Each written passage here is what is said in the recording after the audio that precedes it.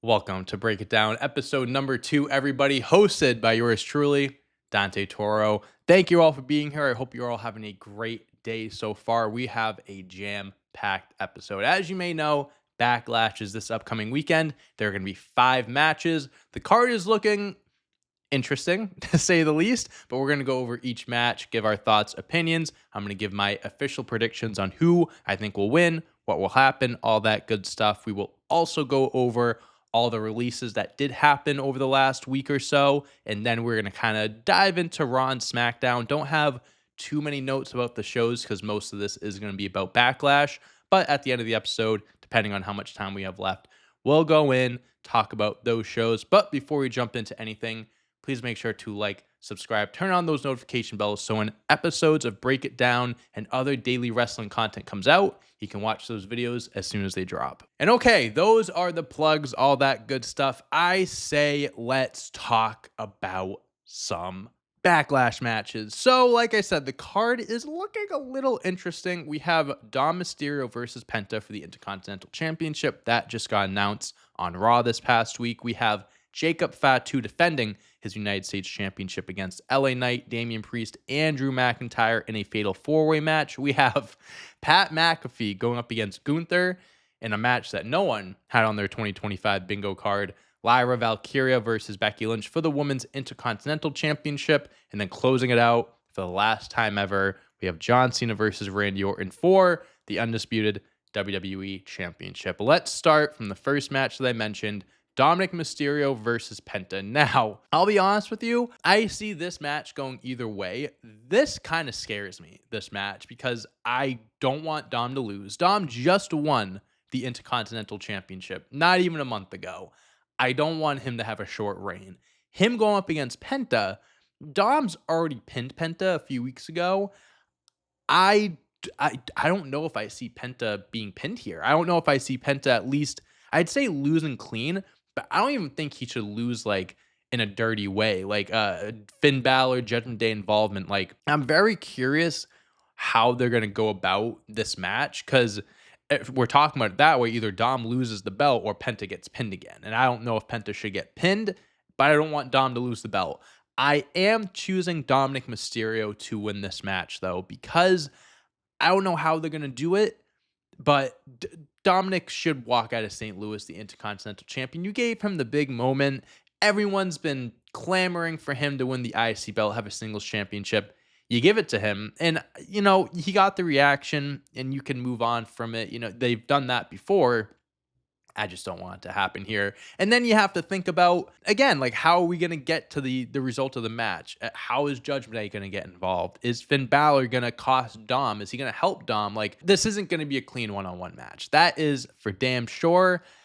I'm going to pick Dom, but I don't know. I don't know how Penta's going to lose this match. I don't know how he would lose it. Maybe there's interferences. Maybe it ends in a DQ or a count out or something. And in that case, you kind of save, you protect both of them. I'm looking forward to this match, but at the same time, I am kind of confused a little bit over, you know, why they're doing it here and who this is going to benefit after it's all said and done. But we'll see what happens. I do have Dom Mysterio. Penta will be an Intercontinental Champion, or he will be a main roster champion one day, and he will be an incredible champion at whatever belt he holds. Just, this is Dom's time. Let him have his moment. Then we move on to the next mid-card championship match. We have Jacob Fatu versus LA Knight versus Damian Priest versus Drew McIntyre in a big meaty men slapping meat around match. Yes, there is a lot of men, a lot of big meaty men in this match. Yeah, except for LA Knight. He's a big guy. He's very muscular, but he's not as meaty or beefy as these other guys. Anyways, enough about meat and beef. I'm looking forward to this match, probably more than any other match on the card besides Cena Orton. Just as far as match quality and me having high expectations, I think I do have the highest of expectations for this match, because I think they could have a match of the night contender. This could be a sneaky match of the year contender if they do it right. Jacob Fatu, I have winning here. Jacob Fatu, again, kind of like Dom Mysterio, he just won the US belt, and more so for Jacob than Dom. Look at Jacob. You're telling me they're going to have him lose the belt 3 weeks after winning it? Look at the guy. This Jacob Fatu is going to have a long reign with the US belt. Having a fatal four-way match like this gives the opportunity of putting the belt on someone else and not having Jacob look weak and not having him get pinned. And that's like that if they go about that way, like sure, like if you want to take the belt off of him, that's the best way to do it. But why would they well, why would they do that? Why would they take the belt off of him? He's been champ for a few weeks. And he's been the best US champ that we've had in maybe a year at this point, to be honest with you, since Shinsuke Nakamura or whoever was before Shinsuke Nakamura, LA Knight. Jacob Fatu is just getting started with this title reign. All gas, no breaks. Every single week he is. I'm becoming a bigger and bigger fan every single week, and I speak for many other people when I say that. He has become quickly, very quickly, one of the best on the mic, one of the best in the ring. It would be a very confusing and may I add stupid decision if they did take the belt off him this early. We're just getting started. And I think that this US title reign, again, if they do it right, if they allow Fatu to go crazy and go off, this could be the best US title reign that we've seen in recent memory. I'm not exaggerating. This will be a great title reign. I do think he will come out on top here. I do like the names in this match. Like Drew McIntyre being in here, he's the biggest name out of everyone. So I think that's going to, elevate the match, makes the belt feel more important, makes it feel more prestigious that, all these guys want to fight for and everything. So I like the mix of superstars here. They all have some sort of history. They've all fought each other in some way. So I think the chemistry will be there. I think it'll flow well. And yeah, I don't see a situation where Jacob Fatu loses. So that is my official pick, winning that match. Next up, and I'll be honest with you guys, this match has been getting a ton of I shouldn't say mixed reviews. It hasn't happened yet. People are torn of if they want this match, if they care for the match or not. Pat McAfee versus Gunther. Now, how this all came about, Gunther came after Michael Cole a few weeks ago, that, after losing the World Heavyweight Championship, he was crashing out, was going off on Michael Cole. Pat McAfee stood up for Michael Cole. He ends up getting choked out in this long ass this segment. One thing led to another. Pat McAfee gave what I may say an early promo of the year contender on Raw 2 weeks ago. It was, I know the guy could talk. He has his own ESPN show. He's a color commentator on Raw. But my God, he fucking delivered a fiery babyface promo. One that would make me want to run through a brick wall. One that would make me think that I could beat Gunther in a match. As crazy as that sounds, that's how good that promo was. And even 2 nights ago, he gave another really good promo that I do want to go over because we're going to tie in, Raw, the build up to this feud and everything. So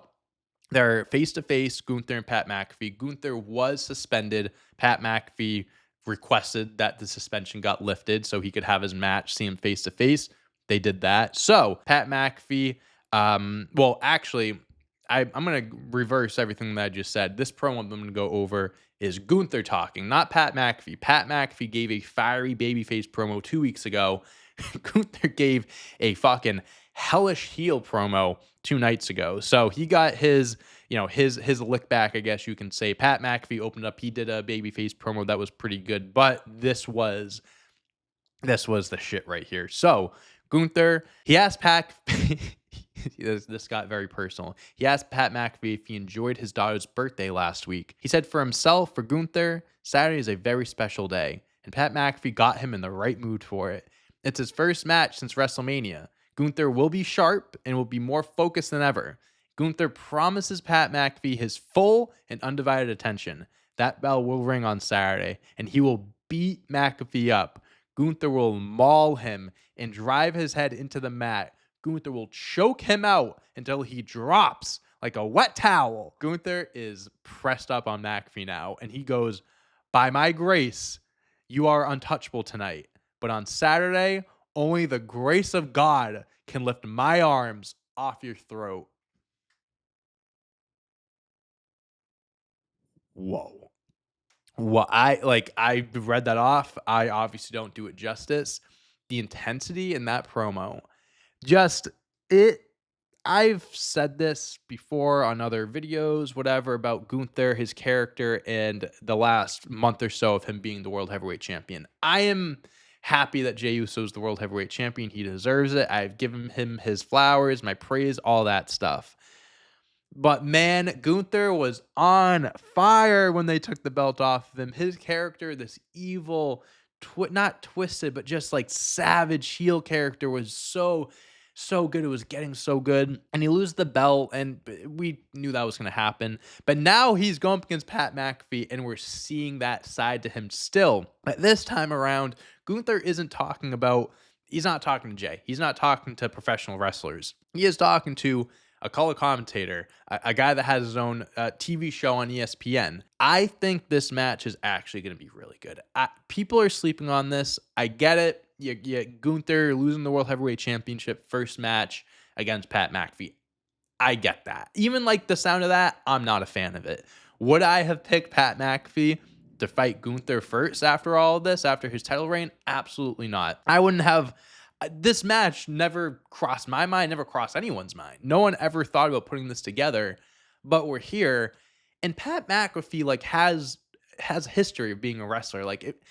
He has had some non-memorable main roster matches, like against Baron Corbin, Austin Theory, yeah, someone else that I'm missing probably.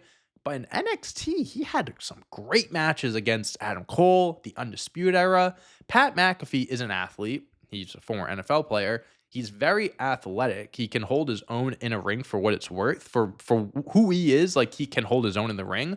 And Gunther, we always credit with being one of the best wrestlers in the world. And I think Gunther being one of the best wrestlers in the world will make Pat McAfee look great. In this match, I think this match will be entertaining. This isn't going to be a match of the night candidate, at least for me. They could surprise us. I wouldn't put it past them. This is just meant to be a fun match. Pat McAfee isn't going to win. I have Gunther winning in case anyone was wondering.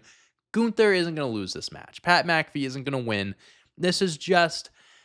Listen, Gunther just lost the belt. You need to give him a win under his belt. You need to give him what could be a dominant win. Have him beat McAfee in a dominant fashion. I do think McAfee will get like some moves in and all that stuff, and it will be entertaining. I don't think it will be a one-sided beatdown, but although McAfee should get some moves in and stuff, Gunther should be very vicious, and he should make an example out of McAfee. Again, he is a commentator, not a professional wrestler. So I think Gunther should make an example out of him, but I also think that this match will be better than people expect. I don't know what your guys' thoughts are on the match, what your expectations are or whatever, but me personally, like, I'm not as against it as people might be. I'm looking forward to it. I think it'll be a surprisingly good match. And another match that is coming up after this that I think is going to be, this is going to be a really good match. Lyra Valkyria versus Becky Lynch for the Women's Intercontinental Championship. Lyra putting her belt on the line against Becky, who she won a tag team championship with at WrestleMania, lost it the next night, then Becky turned on her. So this whole rivalry, this whole feud is built around Becky Lynch taking out Bayley, returning, winning the belts with Lyra, and then attacking Lyra, and then basically being like, you were friends with Bayley. Bayley's my enemy, so I attacked you, blah, blah, blah, blah, blah. It's been a good build. This has been a feud that I have been expecting. I actually thought this was going to be the match at WrestleMania. I thought Becky Lynch was going to return before WrestleMania. Clearly didn't happen. We got a tag team match instead. But these two women have a lot of history together. Lyra Valkyria has had... It was a slow start to her IC title reign, but it really has started to pick up over the last month or so. Her going up against Becky Lynch, I really think that this is a win-win type situation for whoever wins or loses. If Lyra wins, right, she beats Becky Lynch, and she's beat Becky Lynch for the NXT Championship. Again, they have some history together. I think Becky Lynch has trained her. They're both from Ireland, and Lyra beat Becky. So if Lyra wins, she gets another huge win under her belt over Becky. She defends the championship, her IC championship, gets a huge defense under her belt, and honestly, maybe even the biggest win of her career on the main roster. I think that elevates the belt, and all of a sudden, Lyra's like, oh, this is a killer title reign, like, we're cooking right now. But if Becky wins, Lyra loses, which that sucks, but she's held the belt for a few months. She's losing to what many people consider the GOAT of women's wrestling, Becky Lynch. And the belt itself, like, take away the superstars, Becky Lynch holding on to the women's IC belt, that's how you fucking elevate a championship. Lyra's done a great job, and I think, again, she wins, it elevates the belt for sure. But if Becky wins, it elevates the belt even more because you're putting the IC belt on an established superstar, again, who some people consider to be the GOAT of women's wrestling. I think if Becky Lynch has the IC belt, not only is it on a huge name and she's going to put eyes on the belt and have big matches with the belt, but she will have, again, like I just said, big matches, prominent feuds. I'd imagine Bayley's going to come back at some point and, they'll have a rivalry for the belt, and Lyra's still in the mix.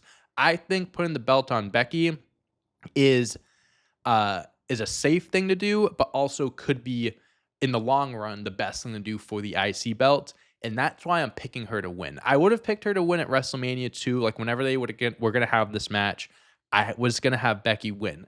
Lyra has been a great champion. Again, like, it started off slow, but the last few weeks, few months have been really good. A win for her here would be great, but I can see Becky winning it, elevating the championship. And then, you know what? Lyra, like, she's going to be in the mix, whether it be for the IC championship. At some point, she's going to be elevated and go after the world championship. She's a former NXT champion, so we know what she can bring to the table. Obviously, we're still, getting the crowd familiar with her and building her up, her character and everything. And I think this feud has been a great start to that because her promos, especially this past week on Raw, have been really good. Lyra's showing a lot more personality, showing a lot more. She's making people care more about her and the belt, which is what we've been looking for, what we've been asking for. Becky Lynch is bringing that out of her, which you like to see. But I do think Becky will get the win here. Maybe down the line, Lyra gets the belt back from her, and they can continue this feud after this match. It doesn't have to end here, but I would like to see Becky win the IC title belt and see what she can do with it. I think she'll do great stuff. And now we have the very last match, the main event of the evening. For the last time ever, we have Randy Orton going up against the WWE Undisputed Champion, John Cena, in St. Louis, Randy Orton's hometown. They will be facing off for what would be their 22nd singles match together. I know that because I just watched the 21 previous matches for a video that will be coming out in the next few days, so keep your eye out for that. 22 times. It's a lot of matches. And that's just solo matches. We're not even talking about tag team matches, multi-man matches, whatever. I am looking forward to this match because it is the last time we will see two of not even the greatest superstars of our generation. That doesn't do it justice. Two of the greatest superstars of all time. John Cena already has the GOAT moniker, nickname. Randy Orton isn't too far behind, okay? Randy Orton is, as far as longevity goes and accolades, I mean, he's right behind Cena in a lot of those accolades. So I am looking forward to the chapter closing on one of the greatest rivalries ever. But this is a very predictable match. At this point, like, would anything shock me in WWE with what they've done the last few months? Probably not. But I really would be shocked if John Cena lost here. He just won the WWE Championship less than a month ago in one of the most controversial, if not the most controversial, endings in WrestleMania history, getting help from Travis Scott. And you're going to have him do all of that, cause all that controversy, all this talk and commotion about The Rock not ever showing up. And he's going to lose in his first match, first title defense. I know it's Randy Orton, and I know we're in St. Louis, and I know this rivalry is this rivalry. But there is no way. I genuinely can't think of any universe, any alternate universe dimension where Cena loses here. If Cena loses, not only is his heel turn a waste, not even his heel turn, I think his entire retirement run is a waste. Like, I think they absolutely just fumbled it. Like, fumbled isn't even the word. It's like John Cena should have just came back at Money in the Bank last year and said, hey, I'm retiring, and that's it. Because if they had him come back, lose the Rumble, win the Chamber, turn heel, the guy that he turns heel with doesn't show up, win the WWE title with Travis Scott, and then lose the belt less than a month later, yeah. I genuinely don't see that happening because it's so stupid. And that would be the worst thing ever. I think that could happen. And Randy Orton fans, people, I love Randy Orton. I think he's incredible. And it's not like I'd be mad if he won the belt, right? It's not like I have an issue with him being the champ. It's just I'd have an issue with this entire story and John Cena's heel run. It just would make no sense if Cena lost. It literally doesn't. So moving on from that, John Cena, I have winning if I didn't make that clear. We'll just talk about the match itself. So I mentioned I had seen the 21 prior matches, and I don't want to give any spoiler alerts or anything like that.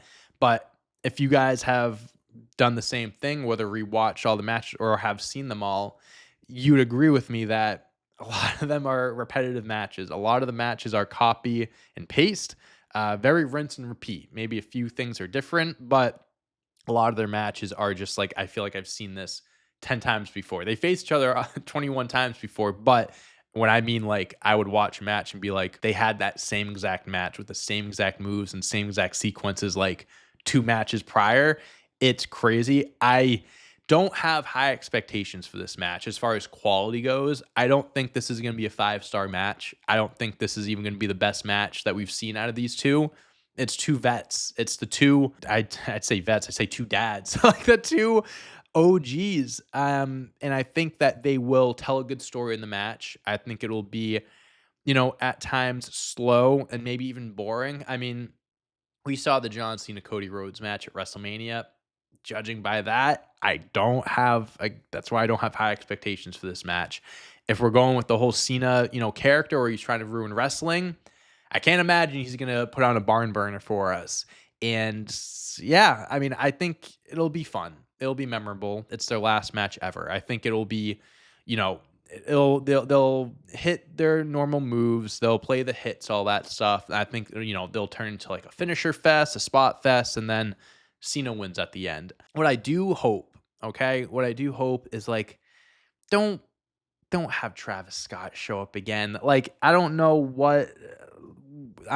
even know if he's really been mentioned since WrestleMania. He hasn't appeared. I know that. Just let Cena beat Orton clean, or have him beat Orton like in a heel way, I guess, but not without that outside interference, excuse me.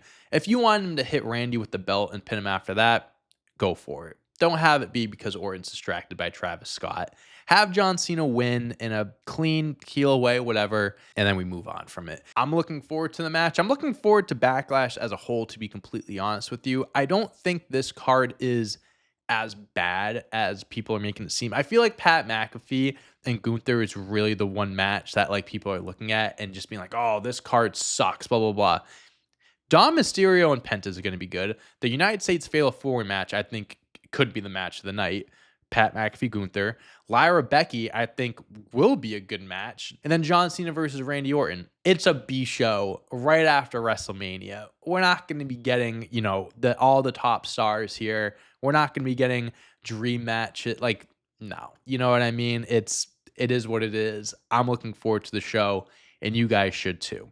Let's move on from Backlash, though. So I actually don't know I think we're at like 25 minutes or something like that. After editing, we'll see where we're at. But let's talk about some releases. So I forget what day it was last week. I don't know if it was the end of the weekend, whatever it was, but WWE announced the releases of a ton of superstars. Oh, actually, this was on Friday because I was in the middle of live streaming. I was live streaming Red Dead Redemption.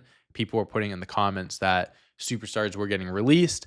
And it was just like rapid fire. They just kept coming. So we have, a good amount of superstars here that got released. I'm going to list them all off. We have Dakota Kai, Braun Strowman, Shayna Baszler, Kaden Carter, Katana Chance, Cora Jade, Gigi Dolan, Eddie Thorpe, Jakara Jackson, Riley Osborne, Oro Mensah, Javier Bernal, sorry if I'm mispronouncing that name, Joe Coffey, Mark Coffey, Wolfgang, and Danny Palmer. So 16 releases there were.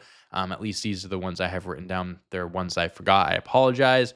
Obviously, at the top of the list, you see Dakota Kai, you see Braun Strowman, Shayna. Like, I'm confused, honestly, why some of these people got released. First and foremost, these are all human beings that lost their job. So I feel like we have to look at it that way as well. A lot of people look at these releases in different ways when they happen. I like to, strip away the sports entertainment character aspect and, these are real human people that lost their jobs. So I think we have to, be respectful of that, be mindful of that. It's like, yeah, we lost these characters on television, but these people lost their jobs, their dream jobs, some of them. It sucks when stuff like this happens. Unfortunately, it's the nature of the business. And this isn't the first time that this has happened. I'm not going to I feel like there's nothing I'm going to say that people don't know already or haven't said, but like Dakota Kai is one of the most talented female superstars on the roster. She's had some injury history over the last few years, but she's been healthy recently.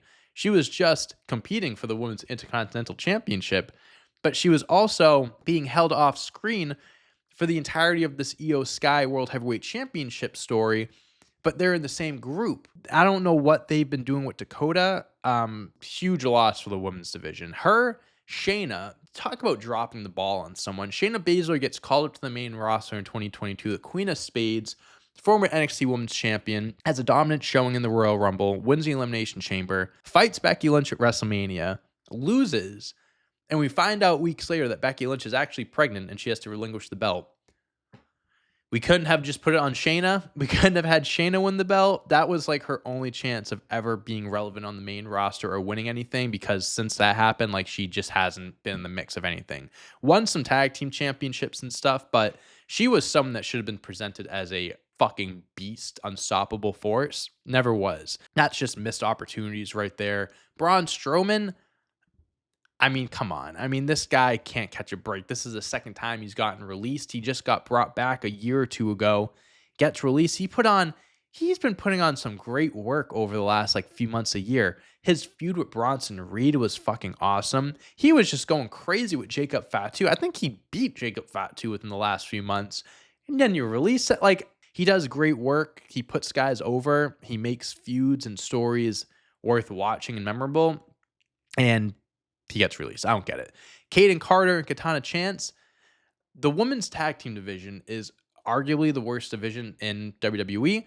I don't think that's a hot take. It's been getting better, with Bianca and Jade kind of elevating the championships, Morgan and Raquel being in the mix. But Katana and Kaden is your most legitimate tag team. A lot of the women's tag teams are put together, forced together. Katana and Kaden have been together for years, and they're an OG tag team. They're one of the actual true tag teams. They barely got featured. They're super talented. They're fun to watch, and WWE would never use them. They try to elevate these championships, and they don't use the one tag team that's been around for years and can be one of the teams that make the titles mean something. I don't fucking get it. And then we go to NXT. Cora Jade, Gigi Dolan, Eddie Thorpe, Jakara Jackson, these are all superstars that were involved in prominent stories recently. Cora Jade was in the mix for NXT Tag Team Championship or the Women's Tag Team Championships. Gigi Dolan just had a match for the Women's Tag Team Championship. Eddie Thorpe was just competing for the NXT Men's Championship, and Jakara Jackson was in Meta-4, and then that group disbanded and she got kicked out. It sucks seeing these releases happen, and confusing, because again, a lot of these people were involved in prominent stories, and I am more than confident that a lot of these superstars, if not all of them, will show up somewhere. That's the beauty of wrestling in 2025, is that we have options. I'm more than confident that majority of these people, if not all of them, will get back on their feet, make a name for themselves. And the funny thing about wrestling is they could come back to WWE years later as a new person, new character, new everything. We've seen it many times before, and we could see it again from some people on that list. We have a little bit of time left, so let's talk about Raw and SmackDown. I don't really have a crazy amount of notes from Raw. The biggest thing I have really is the Jey Uso Seth Rollins match. That match was fucking awesome. That match fucking rocked. Jey Uso looked like $1 million. Seth Rollins looked like he was the best wrestler in the world that match. Could have been Jey Uso's best singles match of his career, to be completely honest with you. So how this match came about was Jey Uso was out in the ring earlier, talking about Logan Paul. Can't forget about that. Paul Heyman comes out. This tan of Paul Heyman's is ridiculous. He looks insane. He was sweating profusely. I love Paul Heyman. He's so committed to the bit. He is amazing. But Paul Heyman comes out. He's talking to Jey about the responsibility of the title, the weight of the title, blah, blah, blah. And he started to talk about why he turned on Roman Reigns. He said he found a stray big dog on the island of irrelevancy and turned him into the tribal chief and the ruler of the WWE universe. He said, I built this up for 5 years. He lost the belt to Cody. Then what does he do after he loses? He leaves, licks his wounds, leaves Heyman alone to fend for himself with the new bloodline. Honestly, it's justified. Paul Heyman should have not been left for himself against the Tongans and Jacob Fatu and Solo, but so he kind of gives more reason why he turned on Roman. Paul Heyman says Seth Rollins is challenging you for the World Heavyweight Championship, but I have a favor. We'll give you a favor. You get to pick the time and place. Jey Uso says, I want the match tonight. There we go. That's all it takes. This match, genuinely, I was on the edge of my seat for, and like the close calls and the kickouts, I was gasping. My jaw was dropped. It could have gone either way. How people were talking about this match during Raw before it actually happened was, it's like Jey Uso just won the belt, and now he's facing Seth Rollins. Are they going to give the belt to Seth? Are they going to have Jey lose it after a few weeks? They gave him the big moment just to lose. It was like when Ray won the WWE Championship, and then John Cena, you see the meme online of him shaking his hand and then beating him later in the night. Jey Uso, I'm like, there is no way they only give him this small of a reign. Especially they were talking about the Logan Paul, like him fighting Logan Paul. Like, what in the world? But with this whole new Seth Rollins faction and the direction we're going down, and I'm a huge Seth Rollins fan. He's my favorite wrestler today. I'm just like, honestly, if they do the shocking title change, fuck it. Like, fuck it. I would feel so bad for Jey because I do want him to have at least somewhat of a longer reign. Not long, but like I want him to have the belt for a few months. Like, let him have a decent reign. But Seth Rollins, listen, it's going to happen at some point. Seth Rollins will get his hands on that championship.